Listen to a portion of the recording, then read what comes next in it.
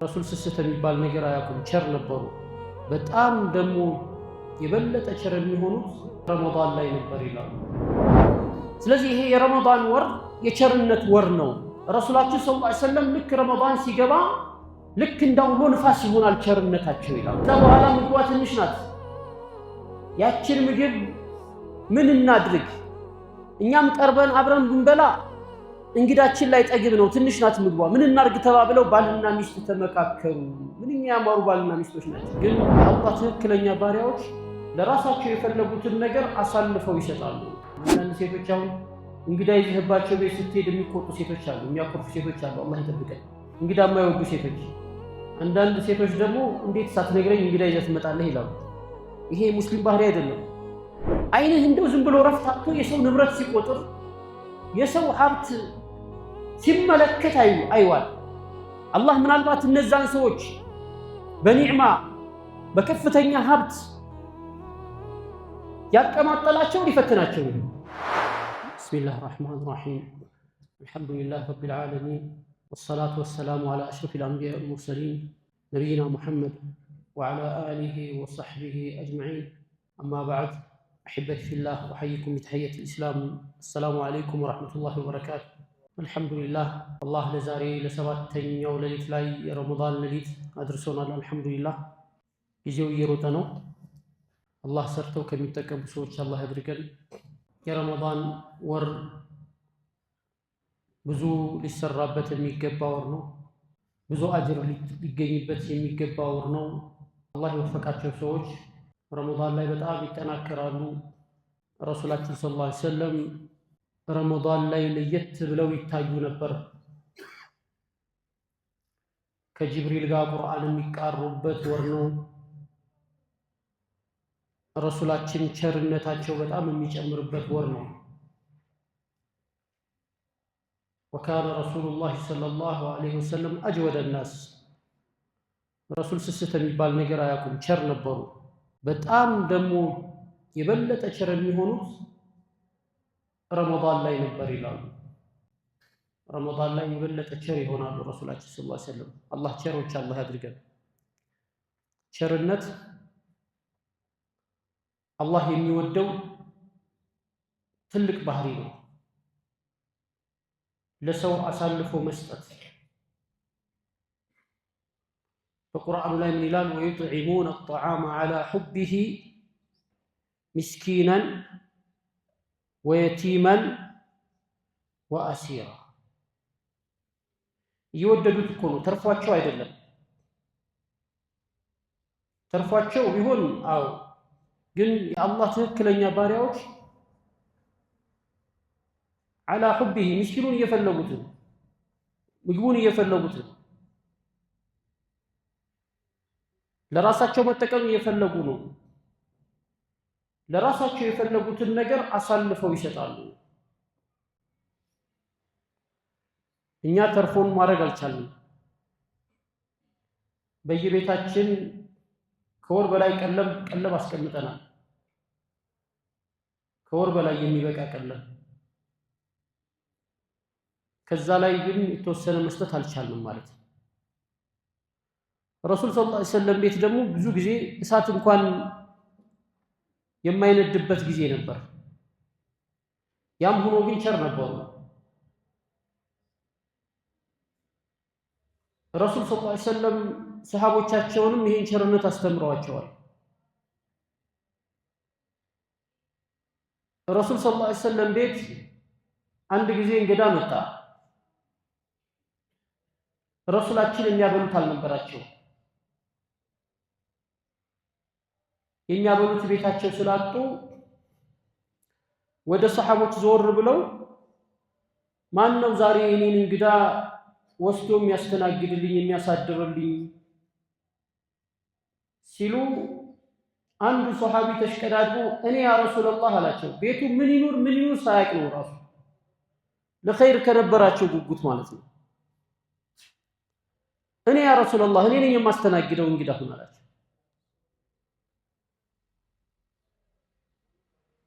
መርሐባ አሉ። እሱ ቀደመ። ያንን እንግዳ ይዞ ሄደ ቤቱ ይዞት ከሄደ በኋላ ሚስቱም ምን አለሽ ለእንግዳ የሚሆን ሲላት ኧረ ምንም ነገር የለም ቤታችን አለች። ምንም የሚበላ የለም የህፃናት ልጆች ለልጆች ብቻ የተቀመጠ ምግብ ነው ያለው አለች። እንግዳስ ልጆቹን በሆነ ነገር አታለሽ እንዲተኙ አድርጊያቸው፣ እንግዳችን በልቶ ማደር አለበት አላት። ሴቶቹም በአሁኑ ሰዓት እንዳሉ አንዳንድ ሴቶች አይደሉም። አንዳንድ ሴቶች አሁን እንግዳ ይዘህባቸው ቤት ስትሄድ የሚቆጡ ሴቶች አሉ፣ የሚያኮርፉ ሴቶች አሉ። አላህ ይጠብቀን። እንግዳ የማይወዱ ሴቶች። አንዳንድ ሴቶች ደግሞ እንዴት ሳትነግረኝ እንግዳ ይዘህ ትመጣለህ ይላሉ። ይሄ ሙስሊም ባህሪ አይደለም። አንዳንድ ሴቶች በዚህ በሽታ ተጠቅተዋል። አሁን እንግዳ ይዘህ ከሄድክ ፊቷ ሁሉ ይቀያየራል። እንዴት ሳትነግረኝ ሳልዘጋጅ ምን ሳልን፣ ምናልባት እሷ በሰፊው ለመዘጋጀት አስባ ሊሆን ይችላል፣ ለኸይር ሊሆን ይችላል። ግን ይሄ መለመድ የለበትም ሙስሊም ጋር። ሙስሊም ያለውን በቸርነት ማቅረብ፣ ያለውን አብሮ ተካፍሎ መብራት፣ የተገኘውን መብላት ነው የሙስሊም ባህሪው ማለት ነው። ሴቶቻችንም ቀልባቸው ሰፊ መሆን አለበት፣ መጨናነቅ የለባቸውም። አንዳንዶቹ ሴቶች ቅድም እንዳልኩት እንግዳ መጥቶ ቤታችን በስጋ ካልተስተናገደ በጥሩ ምግብ ካልተስተናገደ ብለው አስበው ሊሆን ይችላል። ነገር ግን ቸርነት ፊት ማሳየት ቸርነት ነው አንዱ። እንግዳ ሲመጣ መደሰት፣ እንግዳ ሲመጣ ይዞት የሚመጣው በረካ አለ፣ ቤት ውስጥ ይዞት የሚመጣው በረካ አለ። የኛ የክፍለ ሀገር ሰዎች አንድ ሀገር ሂደን አልጋ ይዘን አናድርም በፊት፣ አሁን አላውቅም። አንድ ሀገር ሂዶ አልጋ ይዞ የሚያድር ሰው ዘመድ የሌለው ሰው ነበር አድርገን የምንቆጥረው። አዲስ አበባ ግን እንደዛ አይደለም ይሉናል። አሁን የአዲስ አበባ ሰው አስቸጋሪ ነው ይባላል። መለወጥ አለበት ይሄ። በተለይ ሙስሊሙ አንዱ ከኛ ሀገር መጥቶ እንግድነት መጥቶ ዘመዱ ቤት ገባ። ሙሐመድ ይባላል። ሙሐመድ እንደምን ነህ? ደህና ነህ ሆይ? መቼ መጣህ አለችው። አሁን አላት። መቼ ነው የምትሄደው አለችው። አሁን ብሎ ሻንጣውን ይዞ ወጣ። መቼ ትሄዳለህ ተብሎ አይጠየቅም። እንግዳ እንኳን ደህና መጣህ ነው የሚባለው። በሙስሊም እንግዳን 3 ቀን የማስተናገድ ግዴታ አለበት ማንኛውም ሙስሊም። ቤት አንድ እንግዳ ከመጣ 3 ቀን ግዴታ ነው። ከዛ ብትጨምር ደግሞ ሚን ፈድሊክ ነው። 3 ቀን ግን ግዴታ ነው ሙስሊም ቤቱ የመጣን ሰው ባለው ነገር የማስተናገድ እንክዳን የማክበር من كان يؤمن بالله واليوم الآخر فليكرم ضيفه በአላህና በመጨረሻው ቀን ያመነ ሰው እንግዳውን ያክብር ተብሏል። ይህ ሱሐቢ ታዲያ ከረሱል ሰለላሁ ዐለይሂ ወሰለም የወሰደውን እንግዳ ሚስቱን ሲነግራት ሚስቱ አልተቀየመችም፣ አልተከፋችም። ደስ ብሏት ልጆቿን አታላ ሳይበሉ እንዲተኙ አደረገች። ከዛ በኋላ ምግቧ ትንሽ ናት። ያችን ምግብ ምን እናድርግ? እኛም ቀርበን አብረን ብንበላ እንግዳችን ላይ ጠግብ ነው፣ ትንሽ ናት ምግቧ፣ ምን እናድርግ ተባብለው ባልና ሚስት ተመካከሩ። ምንኛ ያማሩ ባልና ሚስቶች ናቸው። ሴቶች ብልሃት አላቸው። ሴቶች በጣም ብልሃት አላቸው። ሴት ልጅ በእስላም ትልቅ ቦታ አላት። ባል ሚስቱን ማማከር አለበት።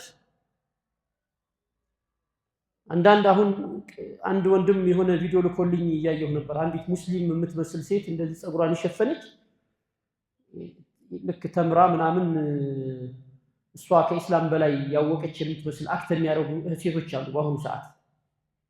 ልክ እስልምና ሴቶችን እንደሚጨቁን፣ ሴቶች ለሴቶች ግምት እንደማይሰጥ እንደዚህ አድርገው የሚያስቡ ሴቶች ማለት ነው። እስልምና እንደዛ አይደለም። ባል ሚስቱን የጨነቀውን ነገር ቢያማክራት መፍትሄ ያገኛል። እንኳን እኛና ሐታ ረሱል ሰለላሁ ዐለይሂ ወሰለም እኮ ያማክሩ ነበር አይደል? የሱልህ ሁደይቢያ ጊዜ ከመዲና መካ ሂደው መካ አትገቡም ሲባሉ ሁሉም ሰው ኢህራሙን ይፍታ ብለው ረሱል ሰለላሁ ዐለይሂ ወሰለም ተናገሩ። ይፍታ በቃ መግባት አንችልም ዑምራ እናደርግም ሲሉ ሱሐቦች ጀግኖች ነበሩ፣ እንደኛ ፈሪዎች አይደለም። እንዴት ማን ነው ከመካ የሚከለክለን? ተዋግተን ቢሆን እንገባታለን አሉ። ረሱል ደግሞ ፍቱ እያሉ ነው። ኢህራማችሁን ፍቱ፣ ጉጉት አላቸው ዑምራ የማድረግ። የረሱልን ትዕዛዝ እምቢ ማለት ደግሞ ትልቅ ወንጀል ላይ ይጥላል። ረሱል ደጋግመው ማዘዝ አልፈለጉም፣ ወንጀለኞች እንዳይሆኑ ሱሐቦች ጨነቃቸው። ረሱል ሰለላሁ ዐለይሂ ወሰለም የዚህን ጊዜ ምንድነው ያደረጉት? ረሱል ሰለላሁ ዐለይሂ ወሰለም ወደ ቤት ገብተው ሚስታቸውን ነው ያማከሩት። ኧረ ምን ይሻላል? እነዚህ ሰዎች እኮ ኢህራማቸውን ሊፈቱ አልቻሉትም። ምን አለች ሚስታቸው? ሂድና አንተ እነሱ ፊት ኢህራምህን ፈተህ ጸጉርህን ስትላጭ ይውህ። የዚህን ጊዜ በቃ ጉዳዩ ቁርጥ መሆኑን ያውቃሉ፣ ሁሉም ይከተሉሃል አለቻቸው። አያችሁ ብልጥ ሴት። ረሱል ያንን ሲያደርጉ ሁሉም እየተከታተለ ጸጉሩን መሻማት ጀመረ፣ መላጨት መፈታት ጀመረ። እና ሚስት ማማከር ትልቅ ነገር ነው። ይህ ሰሃቢ ታዲያ ምን ይሻላል ብሎ አማከራት። ሲያማክራት ምን አለችው? ምግቡን አዘጋጅቼ እንግዳው ፊት ቁጭ አድርገውና ልክ ተነስቼ ሲሄድ ሳልፍ የነካሁት አስመስዬ ኩራዙን መተዋለሁ አለች። እንደ ኩራዝ ታውቃላችሁ አይደል? ተለኩሶ እሳት የሚጠቀሙበትን እንደ መብራት እሱን ስመታው እሱ ሲወድቅ ሲጠፋ እሱን የማስተካከል መስዬ ተዋዋለሁኝ። ምን በላል መስላለን፣ በኋላ እናስተካክለዋለን እንላለን። አፋችንን ዝም ብለን እናንቀሳቀሳለን፣ እናላምጣለን፣ እናላምጥ እንመስላለን። እንግዳውም ከኛ ጋር አብሮ እየበሉ ነው እያለ ይበላል፣ ይጠግባል አለች። መርሐባ ተባባሉ። በተባባሉት መሰረት ያንን አደረጉ። እንግዳው ጠግቦ አደረ። ደስ ብሎት ጠግቦ ሳይርበው አደረ። ነግቶ ረሱል ሰለላሁ ዐለይሂ ወሰለም ጋር ሲሄዱ ረሱል ሰለላሁ ዐለይሂ ወሰለም ፊታቸው በደስታ ተቀይሮ አገኛቸው። ዛሬ በእንግዳዬ ተመልከቱ። ረሱል ሰለላሁ ዐለይሂ ወሰለም ወህይ ይመጣላቸዋል። ወህይ መጥቶላቸዋል። ዛሬ በእንግዳዬ ላይ በሰራችሁት ነገር አላህ ተደስቶባችሁ አደራሉ። ያ አላህ የሚደሰትብን ሰዎች አላህ ያድርገን። አላህ ተደሰተባቸው በዛ ስራ። ልጆቻቸውን ሳያበሉ ልጆቻቸውን ጾም አሳድረው ራሳቸው ሳይበሉ የመጣውን እንግዳ አብልተው ማሳደራቸው አላህ ተደሰተባቸው። ስለዚህ እኛም አላህ እንዲደሰትብን ከፈለግን አልሐምዱሊላህ አላህ በትሩፋቱ ብዙዎቻችንን ሀብታም አድርጎናል። በአሁኑ ሰዓት ትልቁ ችግር ሀብታም ነኝ ብሎ የሚናገር ሰው የለም አይደል? ሀብታም የምትላቸው ሰዎች ራሱ ሲያወሩ ሀብታሞቹ ያወራሃል። ሀብታሞቹ እንደዚህ አድርገው፣ ሀብታሞቹ ያርጉት እንጂ፣ ሀብታሞቹ ይስሩት እንጂ ይላል። እሱ ራሱ እኮ ሀብታም ነው። እኔም አንተም ሀብታም ነን አልሐምዱሊላህ አይደል እንዴ? ረሱል ሰለላሁ ዐለይሂ ወሰለም በሐዲሳቸው ላይ እንደተናገሩት አንድ ሰው መን አስበሐ አሚናን ፊ ስርቢህ ሙዓፈን ፊ በደኒህ ወለሁ ቁቱ የውሚህ ሐዘት ለሁ ዱንያ ቢሐዛፊሃ። አንድ ሰው በራሱና በቤተሰቦቹ የሚሰጋው ነገር ሳይኖር በሰላም ካደረ ከዋለ፣ አሁን እነዚህ መስጊድ መጥቼ ተቀምጬ ቤቴ ላይ የሆነ ነገር ይደርሳል፣ ቤቴን የሆነ ዘራፊ ይዘርፈዋል፣ ልጆቼን የሆነ አደጋ ይፈጥርባቸዋል የሚል ስጋት ሳይኖረኝ ከተረጋጋ ማለት ነው። አሚነን ፊ ስርቢ፣ በቤትህ በንብረትህ ሱቅህን ዘግተህ በሰላም ከመርካቶ መጥተህ እዚህ ቤትህ ታድራለህ። ሱቄ ይዘረፋል፣ ሱቄ እንደዚህ ይላል አትልም። ቤተሰቦቼ ልጆች አደጋ ይፈጠርባቸዋል ሳትል በዚህ ሁኔታ ላይ ያለ ሰው ሰውነቱ ጤና ተሰምቶት የዋለ ሰው፣ ሰውነታችን ጤና ምንም ይሄንን ወጋኝ ፈለጠኝ ሳንል ከዋል ወለሁ ቁቱ የውሚ የአንድ ቀን ቀለቡ ካለው የአንድ ቀን ቀለብ የአንድ ቀን የወር አይደለም። እኛ በአሁኑ ሰዓት ቅድም እንዳልኩት የወር የሁለት ወር ቀለብ ቤታችን ላይ አለ።